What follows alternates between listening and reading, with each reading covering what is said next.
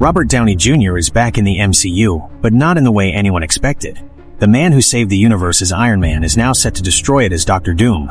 But why would the man who defined the ultimate hero agree to return as a cold-blooded villain? Let's look at the facts. Back in 2020, following the emotional conclusion of Avengers Endgame, RDJ was very clear about his future. He told fans and interviewers that he was officially all done with Marvel.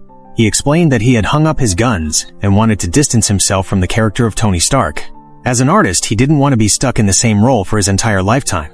He wanted to explore his range and prove his versatility by taking on different, more grounded roles to show the world that he was more than just a guy in a metal suit.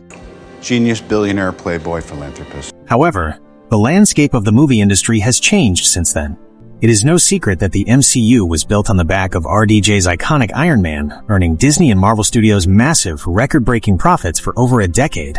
But recently, Disney has faced a series of box office failures and a decline in public interest. They are in a position where they need a guaranteed win, and they know that RDJ's face is the only thing powerful enough to pull the general public back into theaters in massive numbers. So how did they get him to say yes when he already said he was done? The answer lies in the character of Dr. Doom.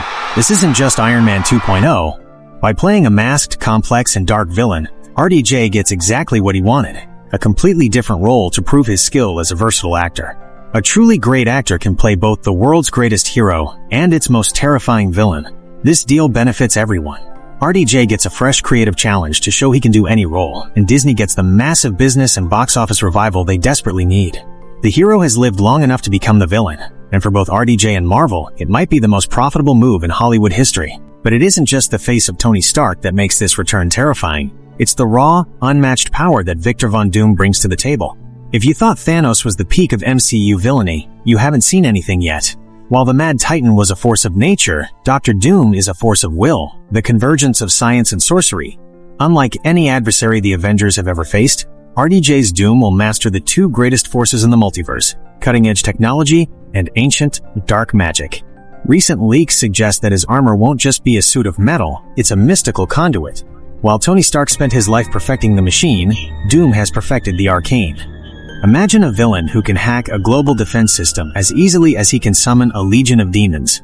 He isn't just a man in a suit, he is a master of the supernatural, potentially drawing power from the same reality-altering sources we saw in Agatha all along.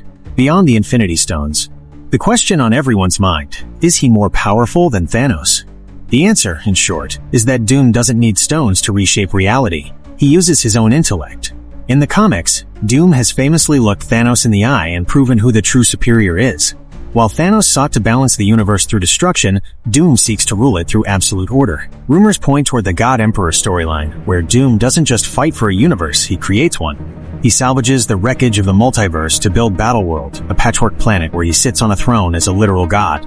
He doesn't just want to snap his fingers, he wants the Avengers to kneel. The psychological edge. Perhaps his most lethal ability is the one we already know. His face. Imagine the psychological trauma for Peter Parker or Thor, looking into the eyes of the man who died to save them, only to find a cold, calculating tyrant staring back. Doom doesn't just want to break their bodies, he wants to break their spirit. RDJ isn't just coming back to play a villain. He's coming back to show us that while a hero can save the world, only a doctor can rewrite its very existence.